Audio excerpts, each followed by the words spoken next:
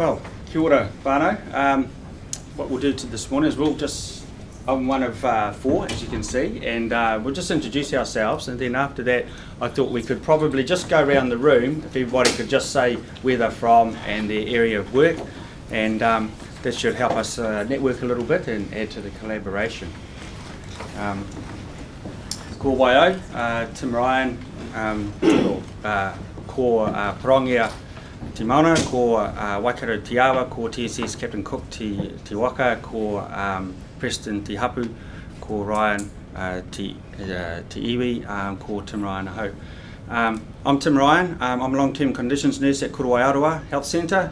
Been there about 7 or 8 years, and yeah, all I'm going to say is you'll get to know more about what I've done over the years, but I'm privileged to work alongside Kevin and Richard and Aaron in a wonderful program called tāne Takituaki, which we came up with, and what we're really going to do today is talk about the learnings that we've got from that around inequity and inequalities.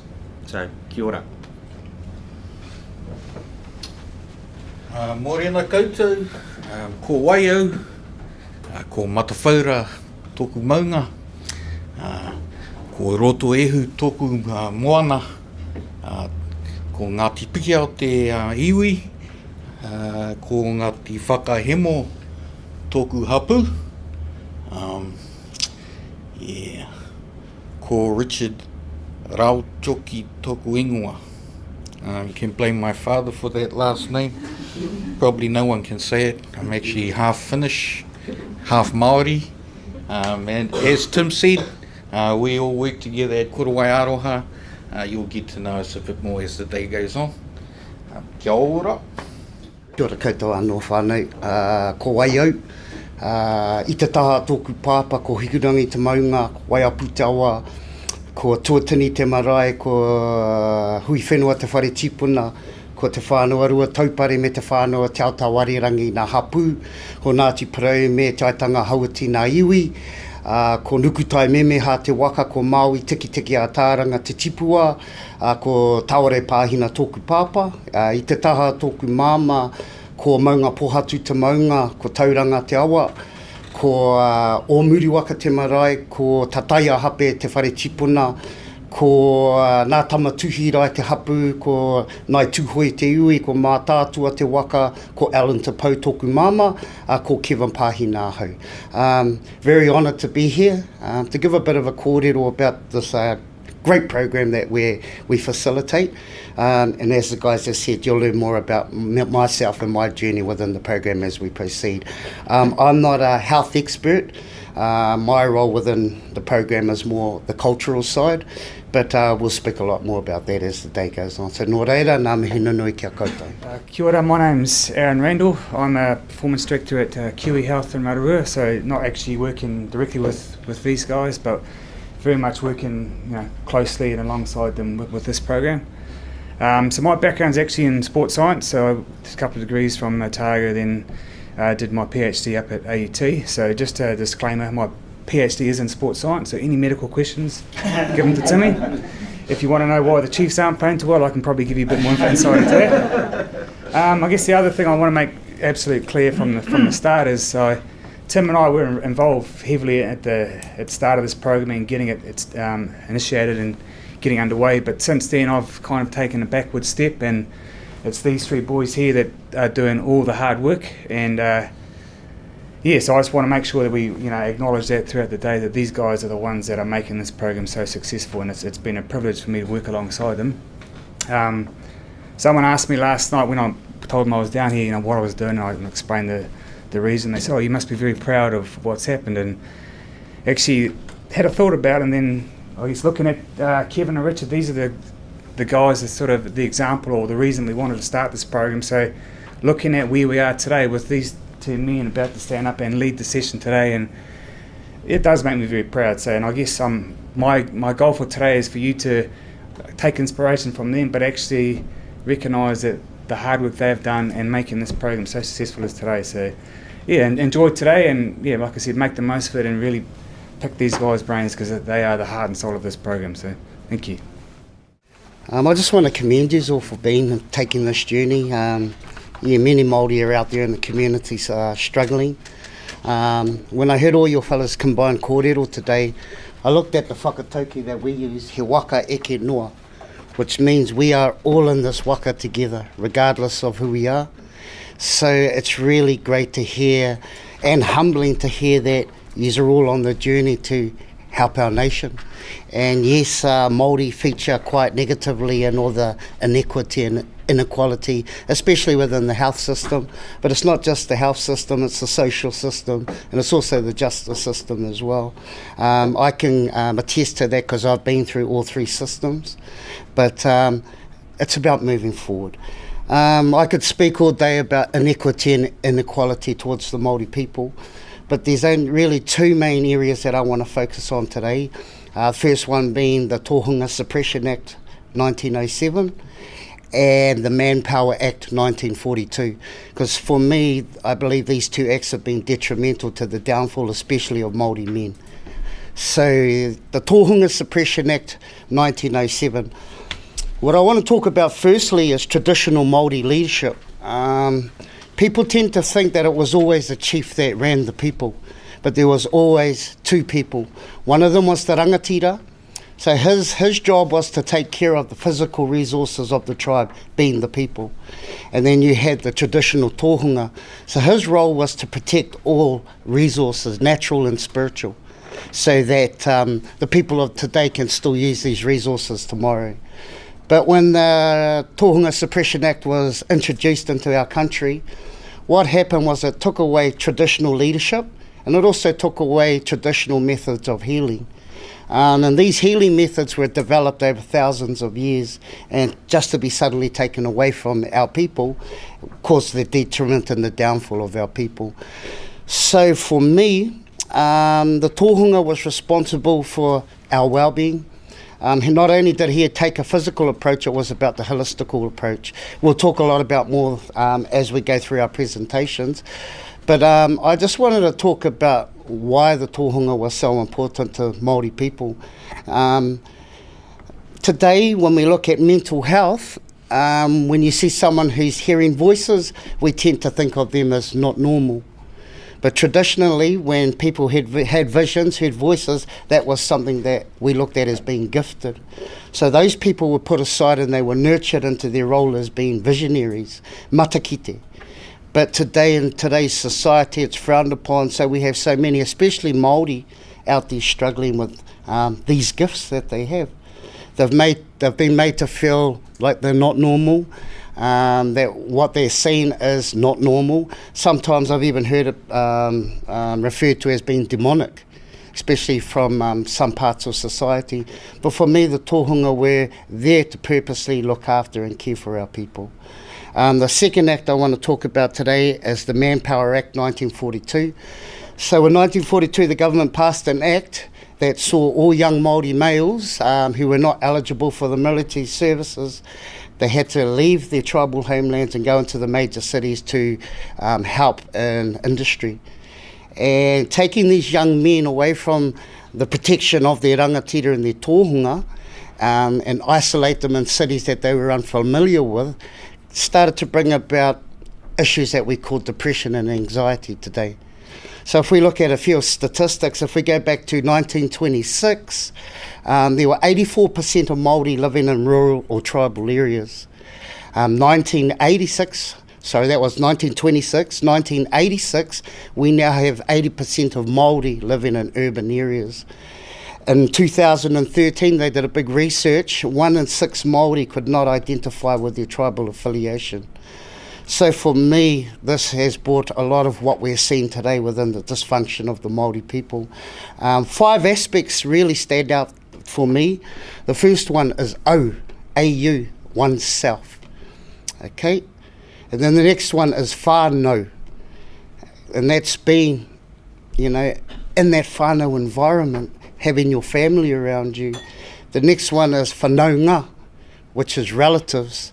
So whenever you were having issues within your tribal region, you had all of these backstops to help you through any issue that you were going with. But when you're isolated out there in the major cities that aren't your tribal land, that's when major issues started to happen. There was easier access to alcohol. There was access to drugs. So these people who were feeling isolated, that's how they got rid of the pains they were going through. Now we've got whakawhanaunga, relationships. And the last one is whakawhanaungatanga, to build relationships. It's very hard for a young Māori male to be able to go out there into the city that they're unfamiliar with and build relationships. Whereas if they're on their natural tribal land, it's a given. You're born into it. So for me, a lot of that has caused the downfall of what we're seeing today, especially with our Māori men, but it's not just our Māori men, it's our Māori women too. Because these young Māori men who turned to drinking, my father was one. He was in the Māori battalion, and in 1951 he left the East Coast, Tokomaru Bay, and he moved down to here, down to Wellington. So he began his early 20s, 30s, living in a town just north of here called Porirua. If anyone knows the town of Porirua, it has the largest mongrel mob chapter in New Zealand, and that's born out of this dysfunction of men sent into these towns that they're unfamiliar with. So my father grew up in a dysfunctional environment, but he tried to raise us the best that he could. But that's why I say taking Māori especially out of the comfort zones of being amongst their tribal people, it leaves them vulnerable to things like depression, anxiety, and all the other mental health issues that are affecting our people. One thing I always look at is I consider Māori to be the people of the circle. We knew Papatuanuku was round. We knew that by looking at the moon and the sun. And we were able to put that relationship together. We knew about cycles that always return, harvesting, planting your crops in that maramataka, we call it. But it's like trying to take people of the circle and fitting them into a square. Does that fit? It does not fit at all. So today it's like-minded people like ourselves looking at alternatives to helping our people get out of the hole they're in and to move forward and to thrive within our society. One thing I do want to touch on, am I being too short? One thing I do want to touch on is our wahine Māori, our Māori women out there. A lot of the research and the studies that I've done, I've always come across this word patriarchy. You know, in a patriarchy society and dichotomies. So a patriarchal society, when I actually research what the name family means, it's an old Roman term for a family of slaves or a group of slaves. And that's why for me that word whānau means way more. So we go back to this patriarchal society where dichotomies is quite strong. Does everyone know what dichotomies are? Dichotomies are, if you have heaven, you must have a hell. If you have rich, there must be poor. If you have superior, there must be inferior. So in a patriarchal society, men are superior. You can research it anywhere. So if men are superior, the dichotomy of females, where does that leave them? They're inferior. And that's like a lot of early ethnologists who came to our country, ours them best. They were given so much great knowledge of our history, but they viewed it through a non-Māori lens. And so the stories that came out were we had these great Māori gods, male gods, but he failed to mention that there was also a female counterpart to every male. So how we referred to our female gods were maidens. Hene Raumati was the maiden of the morning. And to me, a maiden is someone that serves you. So that's what has happened to Māori history. It's become somewhat distorted, but that's where myself and our program, we go back and we start to engage our men and tell them about their identity first and foremost, and about all these things that are not a Māori worldview. So I'll leave it for there for now, because we're going to continue and we'll add on to this theme as we go through the day. But actually, before I finish today, I just want to tell a bit of a story. It's quite a powerful story. It's traditional, it's not made up today, but these are the sort of things out there that can help our people. So who's heard of Mount Maunganui? Where is it? Plenty, Mauao, Kāpai. So the original name of the mountain is called Mauao. But I want to take you back a few million years to when the mountains actually moved around this country. So there were 3 maunga in this story. The first one is o tāne Wainuku, and he was a chiefly handsome maunga. Okay, and the second one is Pūwhenua. She was a beautiful wahine maunga. And then there was another maunga that had no name. So this maunga that had no name rose from a little stub into a hill, into a mountain with no name. He was a slave. He was unloved. He used to always turn to this beautiful maunga, Pūwhenua, and send his love out to her, but she never gave him the time of the day. So he set his mind on committing suicide. So he called out to the patupaerehe, the fairy people, and they came to him and they asked him what he wanted. And he said that he wanted them to drag him to the ocean and to just push him in, because there was nothing worth living for in his life. He was unloved, he was a slave, and he had no name. So the patupaerehe, they felt compassion for him, so they started to drag him out towards the ocean line. Just as they got to the edge, the sun started to rise. And patupaerehe, if you know the stories, they're night people. They can never be seen in the day. So as the sun started to rise, the patupaerehe disappeared, and Halo, this unnamed mountain, was frozen in time.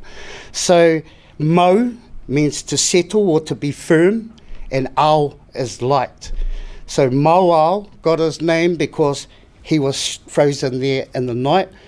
But what's quite funny about that story is today no one knows where those other 2 maunga are. They know where Mauao is. So the moral of the story is, no matter what sort of darkness you find yourself in, there's always a way to the light. Ngā mihi kia koutou. I hate talking after Kiwi. I sound dumb compared to that. And I'll do my best. Yeah. So what I'm going to talk about is, I'm just going to give a bit of a background of the establishment of Korowai Aroha, and that's because it gives a bit of a kind of a background, like the place where we all work, the place where the initiatives that we come up with are born, that we'll probably talk about a bit later. So I'll just jump into this. So Korowai Aroha Health Centre was established in 1992 by a group of Māori nurses who were all members of Te Kaunihera a ngā Nehi Māori o Aotearoa, or the Council of Māori Nurses of Aotearoa. And they believed that Māori needed to be in a position to provide their own health needs. They were concerned about the appalling statistics of Māori and the implications that the health reforms that were taking place in New Zealand at the time were having on Māori. And so these reforms were included the implementation of regional health authorities, area health boards, Crown Health Enterprises, blah, blah, blah, blah. And we're left with DHBs now, and everybody knows what the state the DHBs are in. Anyway, so this group of nurses saw the necessity to capitalise on their expertise, their experience, their motivation and their acquired qualifications to implement the Māori holistic perspective into healthcare, and that's the taha wairua, or the spiritual side, whatu manawa, the emotion, whanaungatanga, and as Kiwi said, it's the inclusiveness, and tautoko here, or to support. So in other words, those dimensions of the whole that are normally ignored in a Western health model. And so they wanted to bring these into health services, health education, and into their promotional work. They wanted to provide a combination of services, education, and promotional work to Māori to address the disparity in the status of health between Māori and non-Māori. Now this is an example of a group of Māori nurses attempting to address the inequity in health outcomes between Māori and non-Māori, starting 29, 30 years ago. So this is not a new thing, eh? There were 9 nurses in total who collectively had amassed many years of expertise and experience in the nursing profession. A successful application for a contract allowed Koro Aroha to commence providing health services by Māori for Māori. It is important to note that although the main objective for Koro Aroha was to target Māori people and address their health needs, the available services were and still are not exclusive to Māori. So even at this early stage, there were Māori healing practitioners using rongoa or Māori medicine, mirimiri and romi, and they were working alongside the clinical team. Now I think just when I look at it, I think, you know, if someone has an injury and they make a claim to ACC,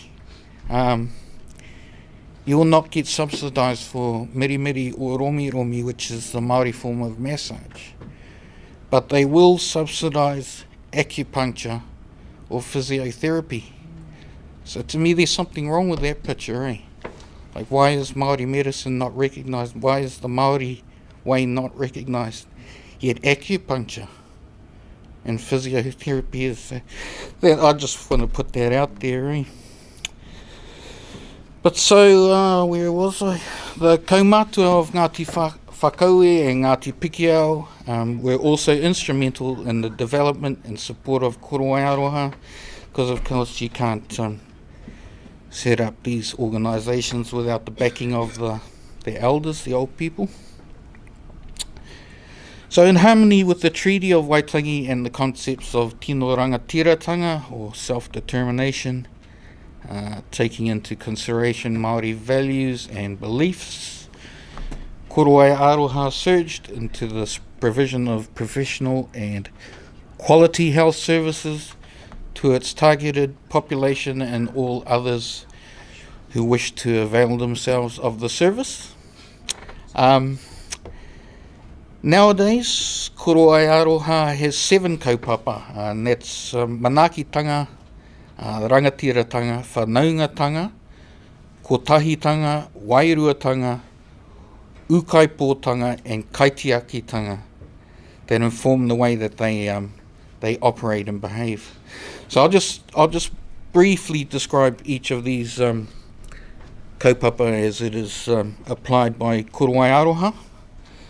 So manakitanga, that's all that is about enhancing the mana of others while upholding our own mana. So really it's treating people with respect, and treating people as equals. Rangatiratanga, that guides communication with others and includes humility, generosity, altruism, and diplomacy. And actually, when I talk about these things, I'm talking about how we deal with our patients, not just how we deal with our patients, but how we deal with each other as an organisation as well. So it's whanaungatanga relates to being a part of a whole while nurturing independence. Kotahitanga means that important decisions are made with contributions from everybody who works at Korowai. Wairuatanga acknowledges the spiritual existence in addition to the physical. I really love this because we start each day with a karakia and then a waiata, and so we go down and we do our karakia and then get the guitar out and do our waiata, and that's how we start our day, eh? And you can't help but be in a good mood if that's how you start your day. I love starting the day like that. And it's the first place I've ever worked at that. That's how we begin. So even if you come to work in a bad mood, after that, she's all good. Ukaipōtanga is the importance put on knowledge of our tūranga waiwai, or where we belong, and because we are from Rotorua, we have a responsibility, to the people there, to care for them, because that's where we belong and that's where we're from too, and they're our people. Finally, kaitiakitanga, and that's centred on the ability of korowai aroha to continue to exist. Really, it's about finance, because that's what it comes down to in the end. If we don't have any money, then there wouldn't be a korowai aroha. So anyway, that's really just a quick summation of the background and establishment of korowai aroha and how and why it exists, and that kind of environment that leads us to be able to come up with quite innovative programs. And we'll actually, I think we're coming on to that next, are we? So I'll leave it at that, and then we'll talk about our program. Kia ora. Just before we get on to the tāne program and explaining what it's about, I just want to give a real quick introduction to Kiwi Health. That's where I work. So for you, those of you from Rotorua, you may be aware of us. Some of you may not be, because we do kind of have that way about it. So Kiwi Health, and I guess the purpose of this is also see why an organisation such as ours and korowai, which on the outside may seem like we've got nothing in common, and how can we possibly work together and have such a successful relationship. I guess the starting of Kiwi gives an indication of why we do work so well. So we started in 1942 as a convalescent hospital. So for those soldiers coming back from World War II, so we were rehabbing those men. Obviously, as the need for that went away, we've morphed into other areas. So we were primarily rheumatology. So arthritis type conditions, and then from there we've got into more musculoskeletal chronic pain type conditions. So I guess the main thing for us is that when we were founded in 1942, it wasn't just about the physical rehab of the soldiers. So Dr. Wallace, who founded Kiwi, he saw that actually to rehab these men, it wasn't just the physical, it was also the mental, the spiritual, the emotional rehab of these men. And it's quite ironic because we've been, I guess the audit has been, revolutionary, and we've had such great success with that model. But then you hear what Kevin Richard talked about. That's traditional Māori health, and that was, I guess, stopped and taken away, and said, this doesn't work. But actually, here we are. We come along, 50, 60 years later, and we introduce it, and all of a sudden it's groundbreaking, it's revolutionary, and it's successful. So for me, that was the big part. Is actually, seeing what we do is actually what has always been done, and that's how the link between our two organisations ties in. So just wanted to, I guess, introduce that, and that hopefully makes a bit more sense of why we do work so well together. So.